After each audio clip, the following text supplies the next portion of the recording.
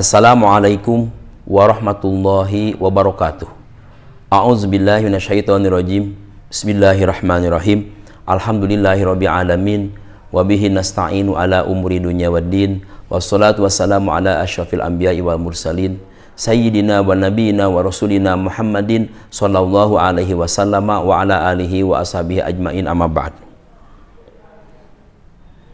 Allahumma aftah masami qalbi li zikrika warzuqni ta'ataka wa ta'ata rasulika wa amalan bi kitabika. Allahumma aghnini bil ilmi wa zayyinni bil hilmi wa akrimni bit taqwa wa jamilni bil afiyah bi rahmatika ya arhamar rahimin. Para santri pondok pesantren Sabilun Najah dan para alumni dimanapun berada, tentunya para santri sekarang sedang berada di rumahnya masing-masing. Marilah kita melanjutkan pengajian kitab Riyadhus Shalihin. Kemarin kita sudah membahas tentang bab wudu, sekarang bab azan. A'udzubillahi minasyaitonirrajim. Bismillahirrahmanirrahim. An Abi Hurairah radhiyallahu anhu anna Rasulullah sallallahu alaihi wasallam qala law ya'lamun nasu ma fi nida wasofil awal summa lam yajidu illa ayastahimu alaihi lastahamu alaihi walau ya'lamuna ma fit tahjiri lastabaqu ilaihi walau ya'lamuna ma fil atamah wasubhi la'at tauhuma walau habwan. Ini hadis dari Abi Hurairah. Sungguhnya Rasulullah SAW bersabda, lau ya'lamu, andaikan pada tahu anasu orang-orang manusia, ma fi nidai, pahalanya, kebaikannya atau keistimewaannya di dalam azan, wasofil awal, dan baris yang paling depan di dalam sholat berjamaah, summa lam yajidu, kemudian tidak menemukan sof awal juga nida juga, illa ayastahimu, kecuali dengan harus berundi dulu, illa ayastahimu alaihi, kecuali untuk mengikuti undian dulu, lastahamu alaihi, pasti dia akan senang sekali untuk bisa ikut undian. Jadi saking kalau tahu, saking maunya mendapatkan pahala dari azan dan sop awal ini, pasti apapun caranya, walaupun harus mengikuti undian dulu, tidak ada masalah. Yang penting dia mendapatkan sop awal dan mendapatkan atau dia bisa azan atau mendengar azan.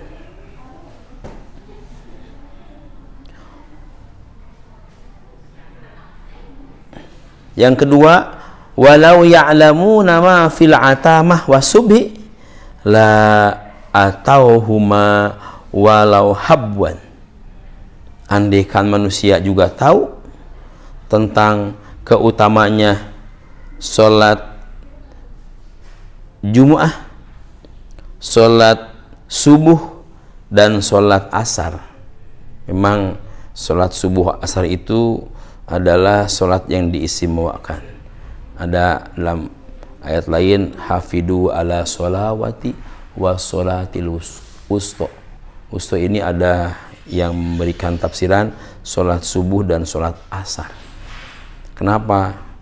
Juga banyak yang menerangkan bahwa pada ketika waktu subuh dan asar itu adalah waktunya diangkatnya segala amal kita. Nah, jadi amal kita diangkatnya setiap hari pada waktu subuh dan pada waktu asar. Maka tentu kalau pas pergantian ini petugas pencatat untuk amal ini kalau pas baik, yang pas diangkat itu juga baik, juga pas waktu sorenya baik, pas waktu subuhnya baik, berarti gelagatnya itulah amal-amal kita banyak kebajikannya. Jadi itu tentang sholat subuh dan sholat asar. Ini juga sholat Jumu'ah, karena sholat Jumu'ah itu sholat yang diistimewakan memang. Dalam seminggu itu ada sholat yang merupakan induknya sholat barangkali. Kalau disebutkan adalah Sayyidul Ayam, hari Jumat. Kenapa? Karena ada sholat Jumat di situ. Sampai ayatnya pun juga khusus tentang sholat Jumat ya. Tentang panggilan sholat Jumat itu diistimewakan. Kemudian an Abi Hurairah radhiyallahu anhu qala Rasulullah SAW. Nih, coba dilihat hadis nomor 4. Hadis nomor 4. Wa an Abi Hurairah radhiyallahu anhu qala, bersabda Rasulullah, qala Rasulullah sallallahu alaihi wasallam, idza nudiya lis-sholati adbara syaitanu wa lahu duratun. Berkata Rasulullah, idza nudiya lis-sholah, kalau dikumandangkan azan, adbaro syaitanu, maka setan berlarian mencari perlindungan saking tidak senangnya mendengarkan suara adzan. Walahu duratun, dalam hadis ini sampai larinya dia terkentut-kentut bari hitut lompat lagi. Kenapa dia sampai kentut? Hatta la yasma'ut ta'zina, sehingga sama sekali tidak terdengar azannya. Jadi si setan lari kentut karena saking tidak mau dengar adzan.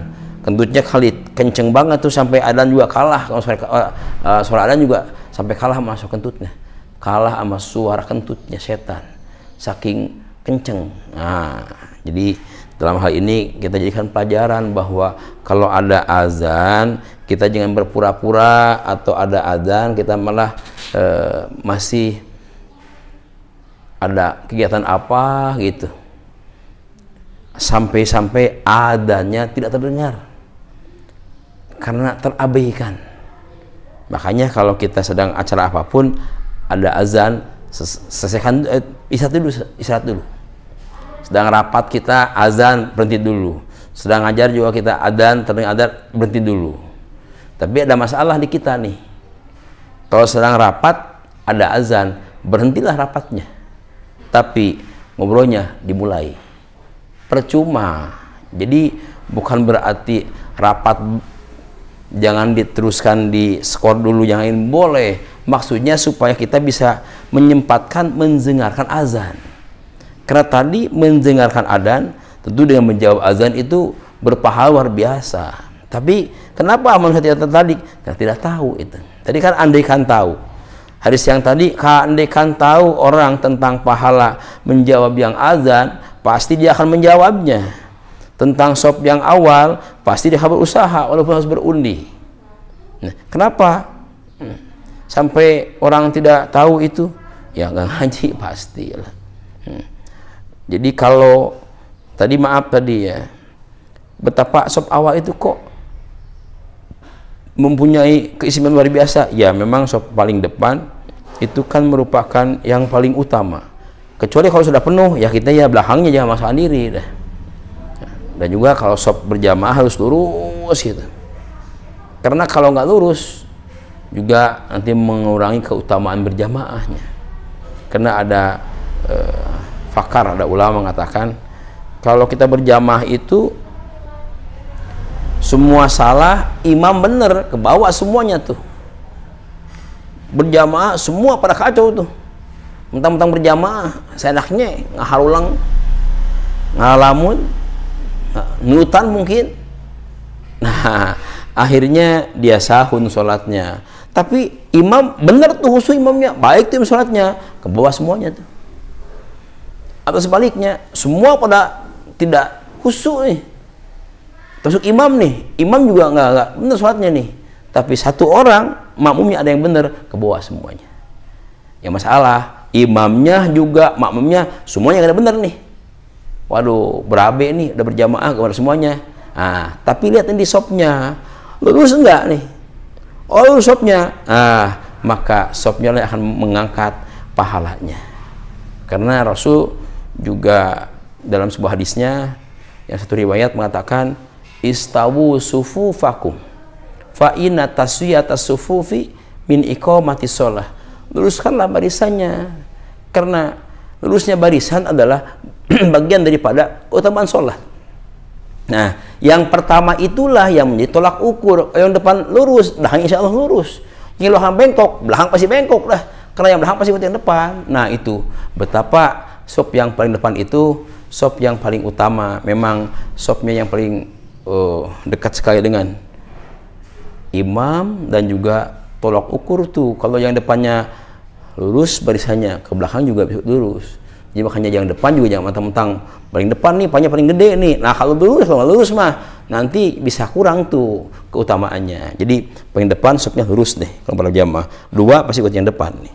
Nah, hadis yang selanjutnya, tadi Rasulullah bersabda, idza nudiya lis-shalah adbarus syaiton walahu durratun.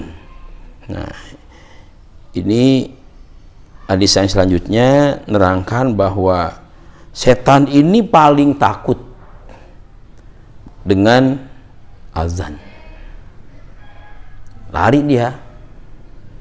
Kita mah takut kagak sih, kagak lari mah kita mah. Dengan adzan hare-hare dah. Hare-hare. Setan itu sampai saking gak maunya dengan adzan, sampai ketut yang kenceng dia. Pet gitu. Gak kedengaran tuh adzan tuh. Udah kebayang kayak apa ketutnya setan sampai supaya tidak mendengar adzan. Kalau kita lebih lagi nyetetip, goyang dompet kenceng banget, ada adzan, biarin tuh dimatiin tuh. Nah, itu juga itu kayak yang tadi setan bagaimana upaya sudah tidak bisa mendengarkan adanya, kentut dia kenceng banget. Jangan sampai kita meniru dia.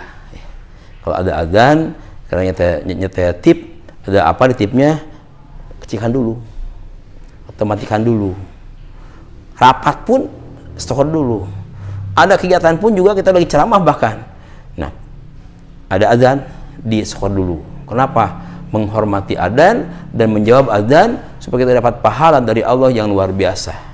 Dan tentunya setelah itu kita bergegas untuk melaksanakan, untuk mengikuti, untuk melaksanakan perintah Allah, untuk melaksanakan panggilan tadi muadzin itu, yaitu untuk melaksanakan ibadah sholat yang waktu. Para santri dimanapun berada, kalian tetap berjamaah diusahakan. Kalaupun sholatnya di rumah, ya berjamaah bisa dengan keluarga, bisa dengan kakak juga, bisa dengan bapak juga. Kalau nggak bisa, yang penting kalian jangan sampai meninggalkan ibadah sholat yang 5 waktu. Itu adalah kewajiban yang sangat luar biasa. Bagi yang melaksanakannya, pahalanya wah luar biasa, dan bagi yang meninggalkannya pun juga siksanya juga luar biasa. Kita orang yang normal pasti milih yang terbaik. Pilihlah pahala dari Allah, maka laksanakan sholat dengan sebaik-baiknya. Jangan sampai kita tidak melaksanakan sholat.